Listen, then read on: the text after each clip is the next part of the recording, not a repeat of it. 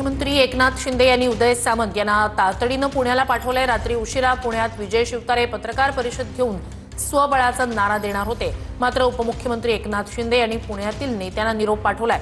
उदय सामंतांसोबत बैठक घेऊन आता अंतिम निर्णय घेतला जाणार आहे। पुण्यातील स्थानिक नेते स्वबळावर लढण्यासाठी आग्रही आहेत। आता सकाळी 10 वाजता उदय सामंत आणि पुण्यातील प्रमुख नेत्यांची बैठक होणार आहे। भाजप शिवसेनेला 17 जागा देण्याची तयारी दाखवतंय।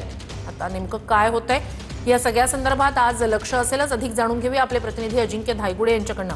अजिंक्य, आज नेमकं काय होऊ शकतं? श्रुती अगदी बरोबर आहे। पुण्यातील भारतीय जनता पार्टी आणि शिवसेनेचा जागा वाटपामधला संघर्ष जो आहे तो वाढताना दिसतोय। खरं तर उमेदवारी अर्ज भरण्यासाठी आज शेवटचा दिवस आहे, तरी देखील फॉर्म्युला ठरलेला नाहीये। मात्र भाजपकडून सन्मानजनक जागा भेटत नसल्यामुळे शिवसेनेतील नेते नाराज आहेत।